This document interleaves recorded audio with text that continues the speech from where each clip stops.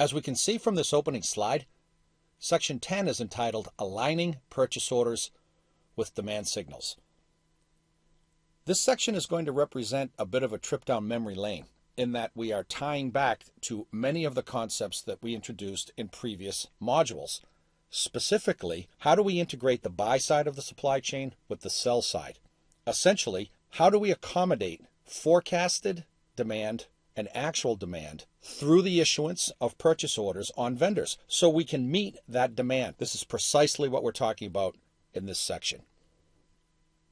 It is important to point out that until this point in Module 5 on global purchasing, the focus has been on 3 or 4 key areas. First, defining the role of the purchasing function within the context of an import supply chain, a functional area that becomes part of an integrated whole. We've talked about pointing out the similarities, differences, and advantages between purchasing agreements and purchase orders as a legally binding document. Having a full-blown contract to support a relationship with a vendor versus using purchase orders as that legal document. As we go forward, our talks are going to be around those purchase orders. We've also focused on isolating the role of the purchase order within that purchasing function as the genesis document from which all subsequent tactical activities are born. And then we've done a reasonably good job of identifying the fields and details that must be included in a well-prepared purchase order. In the following sections, we're going to concentrate on the following. First, studying methods for calculating the timing of the placement of purchase orders on overseas vendors. Placing POs in such a way, using timing techniques to make sure we get the goods right when we need them, sometimes referred to as just in time, but the right product in the right place at the right time. To a certain extent, we're also going to study methods for determining the appropriate quantities of products to be purchased. Of course, a lot of that is going to be driven by forecasts, actual demand, and consuming the forecast with that actual demand, a topic we've touched on a number of times. Whereas quantities are indeed determined by forecasted amounts, actual demand, etc., our focus is going to be a little bit more on the timing side, making sure that we're placing purchase orders to accommodate cumulative lead time. As a note, more of a reminder than anything, the following methods and examples are based on an importer's purchase of finished goods from international vendors on that build-to-order basis we've talked about so much, and of course, for subsequent omni-channel distribution in the U.S. This approach very consistently builds upon Mercado's content from modules 3 and 4. We're just going to continue with that very common theme of build-to-order imports into an omni-channel U.S. distribution environment. Okay, let's summarize what omni-channel means, because we talked about this a while ago, but it's always good to bring the story back to life just a bit. We'll run through this fairly quickly. As we know, omni-channel describes the multiple ways in which both individuals and companies can research, select, purchase, and sometimes return merchandise to a seller.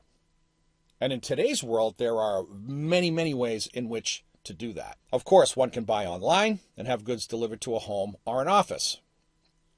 B2C, business to consumer, B2B, business to business. An old school method is to select at a store and deliver to home or office. That's really nothing new. Go to a furniture store, have it delivered to your house. A little bit newer, view at a store and then go purchase online later. That's becoming more and more common and a big part of omnichannel. Another one that's becoming more common is to purchase online and have goods shipped directly from a manufacturer, which is relatively easy to do domestically, but more difficult to do internationally.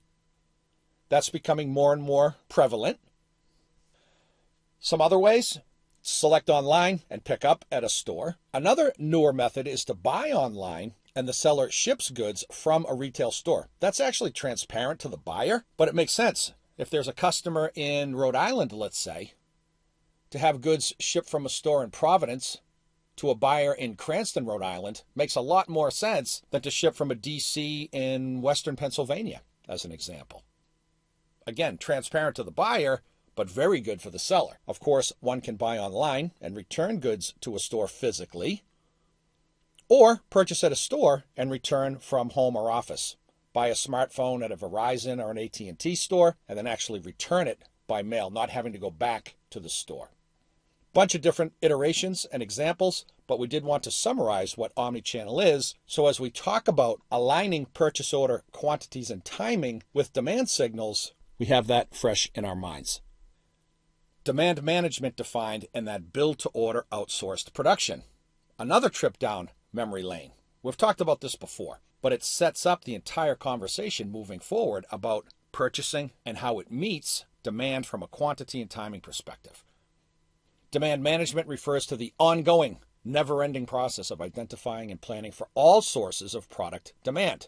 Clearly, omni-channel implies multiple sources of demand. Retail sales, online sales, catalog sales, sales from account executives that are out in the field selling directly to customers. Those are all sources of demand.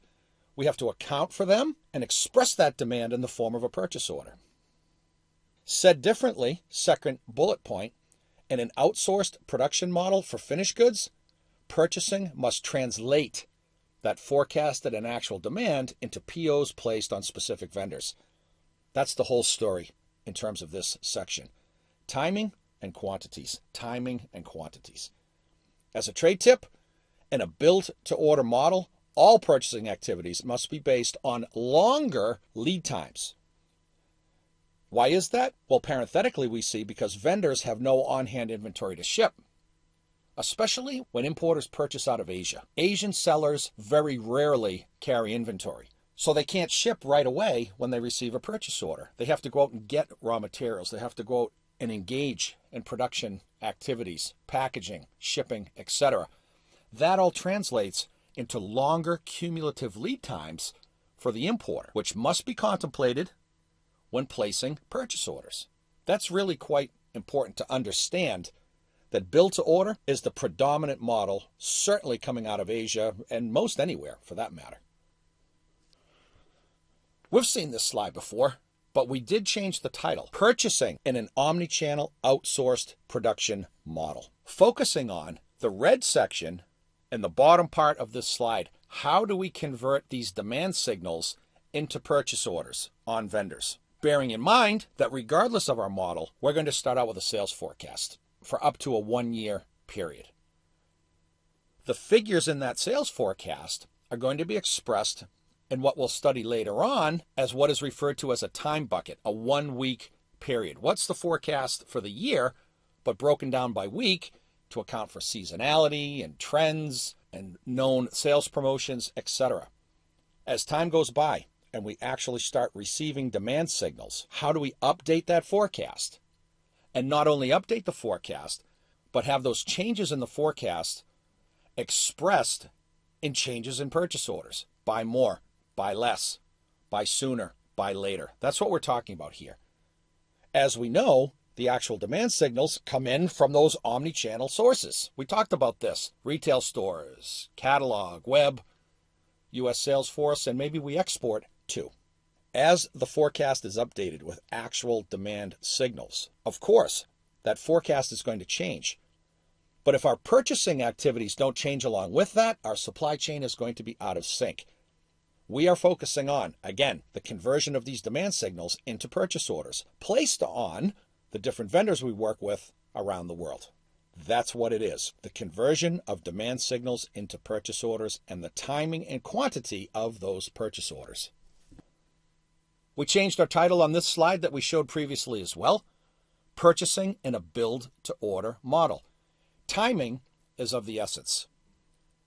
At the risk of sounding like a broken record, and we know we sound like a broken record, cumulative lead time as one of the 4 components of our supply chain objectives is so critical to successful purchasing from overseas vendors and meeting demand in the United States. The other 3 objectives, as a reminder, in the spirit of being a broken record, maximize sales opportunities, reduce and stabilize cumulative lead times, that's what we're talking about here, drive down landed cost, and manage your inventory. Cumulative lead time is the expression of the term timing is of the essence. When do we place purchase orders so we account for all of the activities that go on in a cumulative lead time calculation and get our merchandise right when we need it in the quantities that we need it?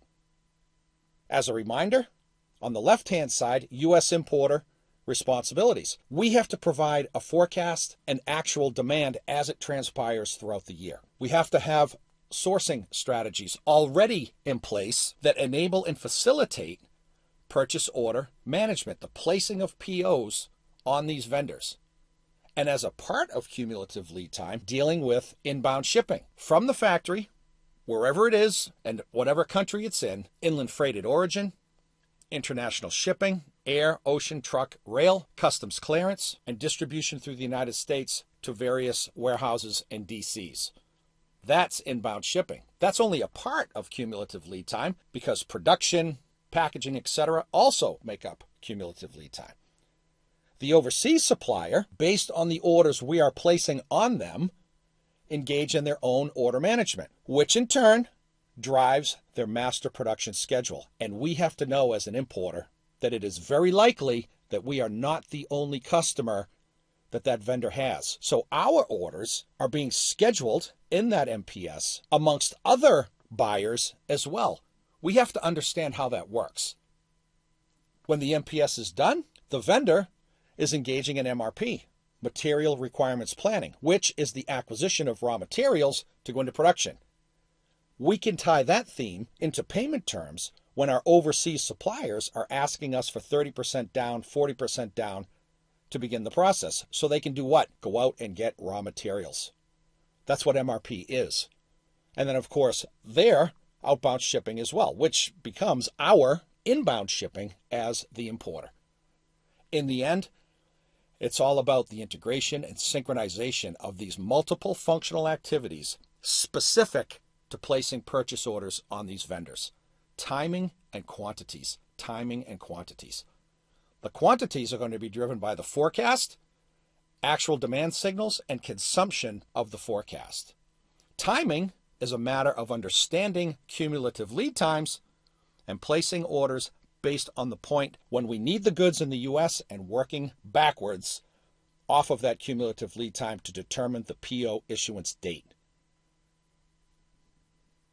That's it for Section 10. Admittedly, a bit of a summary, but we're setting the stage for what is now referred to as aligning purchase orders with those demand signals, this idea of the cascade effect. How purchase orders cascade into other activities throughout the import supply chain. Super interesting subject. Please do come back quickly.